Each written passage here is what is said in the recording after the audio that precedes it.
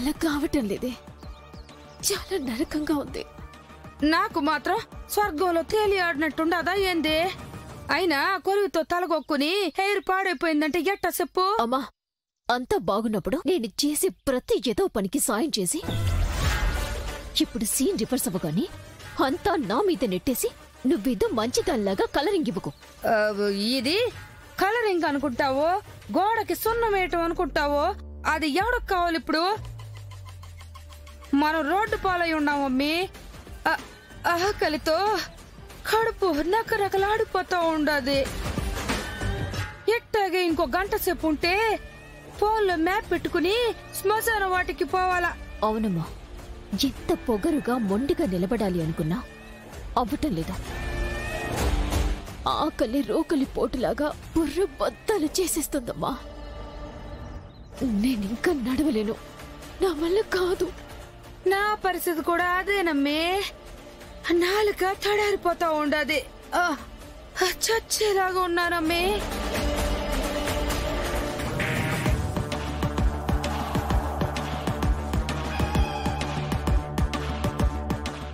అమ్మే, అక్కడ మంచినీళ్ళు కూడా ఉన్నట్టుండది. మనం వెళ్ళి నీళ్లు తాగేసొద్దాము. అమ్మా ఆగు, నాకొచ్చే ఓపిక లేదు.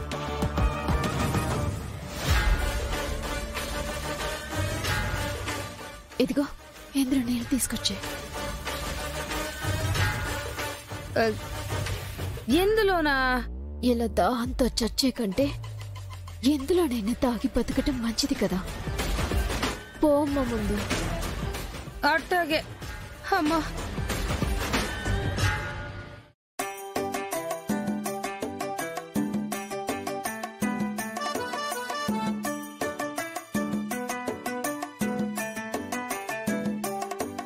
అయ్యయ్యో కారు బంగళా పోయనే, అయ్యయ్యో క్రెడిట్ కార్డులు మాయమే.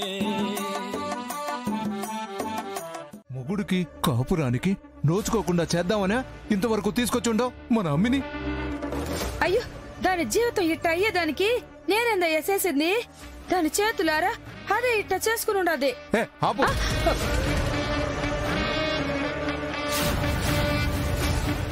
పనికి మాలిందానా, ఏ కూతురు బతుకు ఇట్ట అయినా దాని వెనకాల అమ్మా నాయనల పెంపకమే కారణమై ఉంటాదే. నేను తాగుబోతుండే కాదన్నో, కాని నీలాగా తాళన్నో మొగుడు పెళ్ళాల బంధమన్నా విలువ లేనోండి మాత్రం కాను. ఒసే పాపిష్టిదానా, నీ వల్ల నేను రోడ్ల పాలై ఉండానే. కాని ఎలా ఈ దరిద్ర బతుకుతున్నానంటే దానికి కారణం నువ్వేనే. ఇదే బతుకు ఇప్పుడు నా కూతురు శాత కూడా బతికేలా చేస్తా ఉంటే నేను చూడలేను. ఎవరైనా కావాలని ఇట్లాంటి బతుకుని కోరు తెచ్చుకుంటారా ఏంది? ఇట్ట అవుతుందని నేను మాత్రం ఊహించుండానా? నేనేం చేసినా నా కూతురు బాగు కోసమే చేసి ఉండానయ్యా. వీళ్ళిద్దరు ఏం మాట్లాడుకుంటున్నారు? ఏం వినపడట్లేదు. నేను నీ విషయంలో కూడా చేసింది తప్పే కావచ్చు, కానీ అది కూడా నా కూతురు కోసమే. నేను తప్పులు చేసినా తిప్పలు పడ్డా అంతా అమ్మ కోసమే.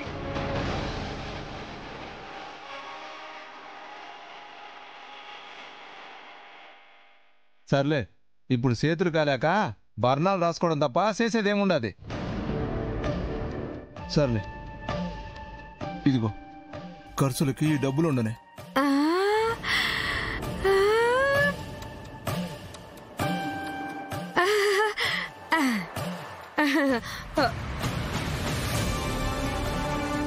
పోయి అమ్మికి భోజనం పెట్టించి నువ్వు కొంచెం తిను.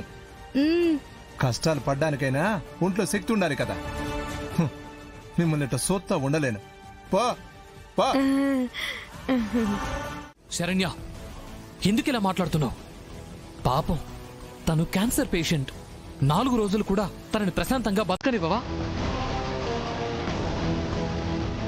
ఎందుకిలా సాడిస్ట్లా ప్రవర్తిస్తున్నావు?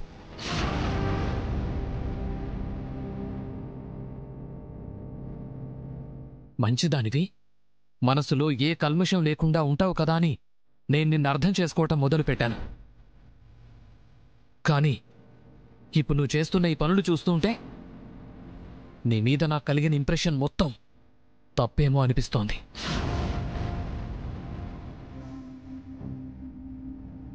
ఏమండి, మీరు నా గురించి తప్పుగా అనుకుంటున్నారనో కోపంగా మాట్లాడుతున్నారనో నేను బాధపడను. కానీ ఈ సమీర మిమ్మల్ని చేస్తున్న మోసం నిజమని నమ్ముతున్నాను. అందుకే నేను బాధపడుతున్నాను. మీకు దండం పెడతానండి. దీనికున్న రోగం నిజం కాదు, ఇది నాటకాలు ఆడుతుంది. Shut up!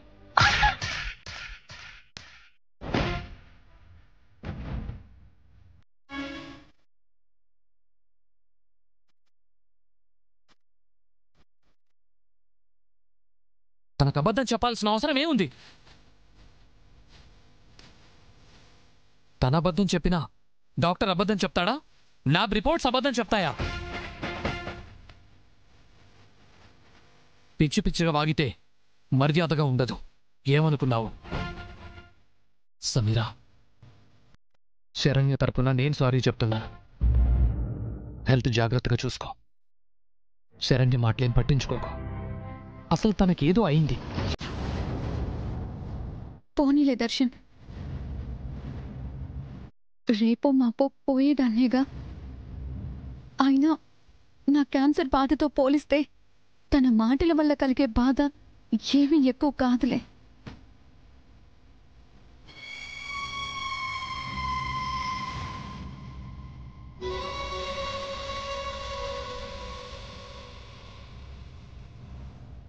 లైట్ తీసుకో దర్శన్.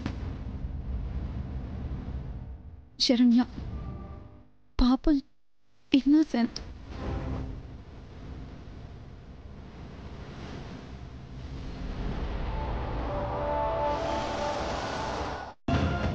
విన్నావా?